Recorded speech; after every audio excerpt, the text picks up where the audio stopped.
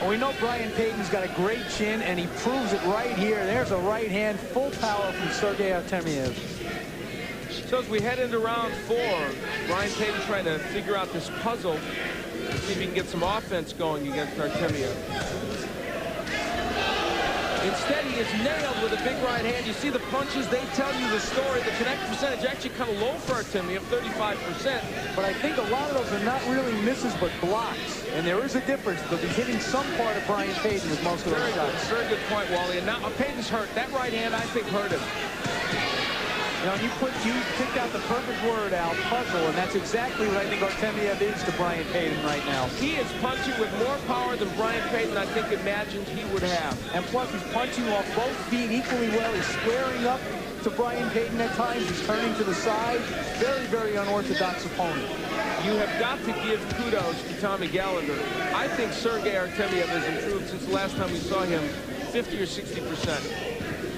And give Artemiev credit for being able to absorb it and put it into effect also. I give you credit for noticing. Well, thank you. We throw this credit around everything. I, of course, am taking no credit for any of this. We are halfway through round 4, and Paden, for the first time, gets hit a good left hook of his own. And you better start doing something, because he is really giving these rounds away. Well, not giving them away. Artemiev's taking them. He's taking them, but, you know, something we ought to watch is that a problem with Artemiev has been stamina.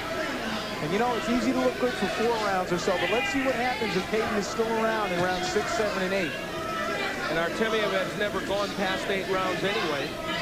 He's scheduled for 10. Paden, of course, has been 10 on numerous occasions and 12 in his last fight with Mitchell. Well, Paden is mainly a distance fighter. Doesn't have a lot of knockouts to his credit and has only been knocked out the one time that we mentioned. Artemiev missing with those combinations, but he has landed more often than he has missed with big shots.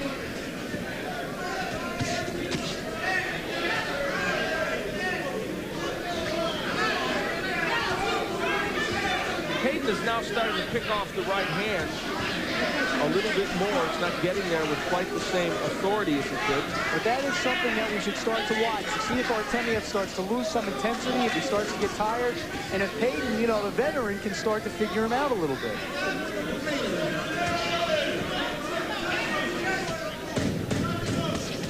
Well, that'll do it for round 4. Artemiev punctuates a pretty good round 4 with a couple of left hooks to the body. See what round 5 has in store. Artemiev right behind the ear of Bryan Paden. I'll tell you, he takes a shot. And he has taken some. That's Wesley Mouzon stepping down in the corner of Paden. Surprisingly little damage on the face of Bryan Paden for the amount of right hands he's taken. Wow. You know, even though it looked like Paden was coming back a bit, boy, the numbers don't say that at all. Isn't that interesting? And in that last round, I would have thought the margin wouldn't have been that big, but Artemiev landing 40%? Exactly. Even I can figure that out, 40 out of 100.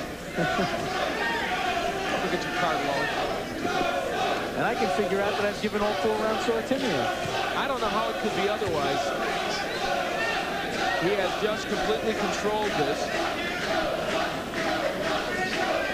23-year-old youngster from Russia who has adopted the ways of American boxers perhaps better than some of his other European counterpunchers who tried to come over here. And you know what? It's not even only that he's adopted the ways, but he's kind of blended them with this European style, which is also very, very difficult. I was just wondering why Bryan Paden hasn't tried to get low and get underneath those long arms. Yeah, and I think he has tried, but has been unsuccessful. It's a very good point you made, and less jingoistic than mine, I might add.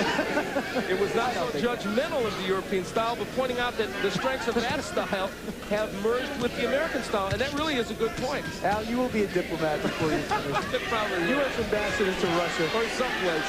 Good left hook by Paden. Finally, the left hook becoming a factor for him. For the first time now, He is getting inside the jab and the straight right hand. Did he hurt Artemiev, I wonder? His legs don't look too solid right now. Let's take a look if he's hurt or if there's some fatigue creeping in. Yeah, either one could be the case. If it is, I guarantee you Bryan Paden will jump on it and take advantage of it. It's been his trademark. Artemiev holding now. How interesting. And not delivering his punches the way he did before and getting more on the inside with Paden. So some subtle changes here in round 5. Big right by Paden. Artemiev not punching nearly as much as he had earlier in the fight. Very interesting fight to watch if you like boxing and you like to watch fighters work out a problem, which is what Paden is trying to do. Halfway through this bout almost, and you can feel the change. Good right by Artemiev, though, as he comes back. There are no jabs from Sergei Artemiev now. None. Not at all in this round. You see a little abrasion above the right eye of Artemiev, so he did catch that left hook from Paden. Now it's Artemiev getting low, which is where he does not want to be. Final seconds of round 5. And for Bryan Paden, finally, the clouds have broken a bit, and he can see some sunlight. Maybe he won his first round of this match. Probably did. Why does Tables here on Artemiev. His right lead to the jaw. Solid punch, one of the few he's landed so far. We head into round 6. A few solid rights he's landed, I should say. That's true. Let's listen to Wesley Mouzon in the corner between rounds. All right, you look great. I want it on top of him. I want you cutting the ring off on him, okay? I want you being around the side. I want your hooks underneath, okay? That's what's taking the fight out of this guy. Then you go over top. I want you on your right-hand side. I want you close enough on top that when you turn the right hand, you don't have to reach for it. You're right there, okay? And when you do turn it, I want the hook back, all right? But I want you driving those shots into the body. Driving them. Well, that's why I said he was one of the best boxing hands there is. That advice has helped Paden, and it is helping him in this round. And obviously, Wesley Mouzon liked what he saw in round 5. I'll tell you, when you see a quiet corner, that's a corner that doesn't know what to tell its fighter. You know, Artemiev now, here in round 6, leaning in a lot with Paden. Fighting his fight on the inside. Maybe signs of fatigue.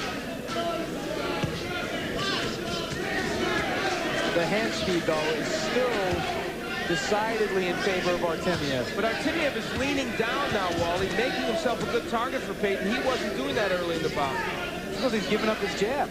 He's not using the jab to get in. He's just coming right in and starting with the left hook to the body, which puts him right in Paden's punching range. He is right there for Paden. And Bryan Paden, when you're there for him, he is going to hit you, and he hits him with the right hand. Good exchange by both fighters. You know, in a way, this is almost reminiscent of the fight between Tommy Morrison and Yuri Vaulin, who was a stablemate of Artemiev at the time. Vaulin started very strong against Morrison and then faded right around this time in the fight and wound up getting knocked out. Very good point. And there's the right hand by Paden after Artemiev had landed a good right. So Bryan Paden, the 31-year-old veteran from Philadelphia, now starting to assert himself in front of his home crowd.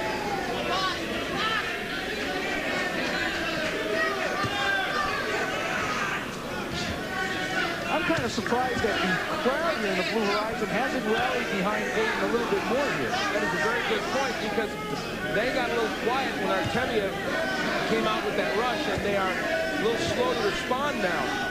And Paden, no question, in the last 2 rounds, has made a comeback. Good shots by Artemiev. Those were good short punches on the inside. Artemiev, look how he's leaning in. He was standing up and not getting hit with those shots before. Now, oh, he's hurt. Artemiev hurt with the right hand. Well, he will weather the storm here in the 6th round. We'll be back for round 7. Don't go away. This is getting interesting. Round 7. And Artemiev very tired at the end of round 6. You see here, it's actually a shoulder from Bryan Paden, more of a push than anything that staggered Artemiev at the end of the round. We headed to round 7, and in between rounds, Tommy Gallagher telling Artemiev, you cannot lose any more rounds. You've got to get after him and punch with him, he said. That's what Artemiev's trying to do. Well, it's based on the belief that Bryan Paden cannot punch hard, which could be a mistake. Well, Artemiev's finding out differently. Big round for Paden in the last round. In the last, it's just been a 180-degree turnaround over the past 2 rounds. Nice right by Artemiev. Another one. Well, it is a closer fight now on my card also because I gave Paden the last 2 rounds. Well, I would think the first 4 would have to go to Artemiev, the last 2 to Paden. But here's Artemiev now, starting to land big right hands. Well, this is the Artemiev we saw in the first 4 rounds again. Putting his punches together. He is swelling around the right eye of Artemiev, starting to be, I think, a factor. And he's laying in with Paden, and that's why he's getting hit with those shots. Now he's holding a bit. Artemiev may have started at too quick a pace here in this round and maybe paying the price now. Oh, big right by Artemiev. Let's not forget the frustration factor. I mean, it's a point that we can overwork, but you have to think that a fighter like Artemiev who hits a Paden with his best right hand again and again and again has got to start wondering. And it's not that Bryan Paden's a big one-punch knockout artist. You see, when he nails you with all those straight right hands, it's going to have some impact.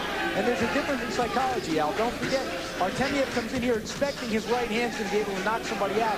Paden knows that that's not his game. He's willing to just keep going the whole 10 rounds. It's a good point, Wally. He knows he's got to land 20 right hands before it's going to have a huge impact. This has been a very close round here, pivotal round here in round 7. Paden needs it badly, I think. And in a certain sense, so does Artemiev. A minute left to go, under a minute in round 7, and boy, I think this round is sitting there waiting for someone to take. Right, and if Paden allows Artemiev to take it back, it's a very, very difficult fight for him to win.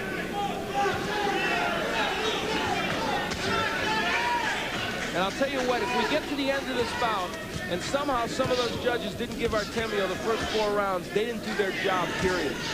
That's right. The last 3 rounds, last 2 you can go to Paden. This one's a close round. The first 4, under no circumstances could Paden have won any of them.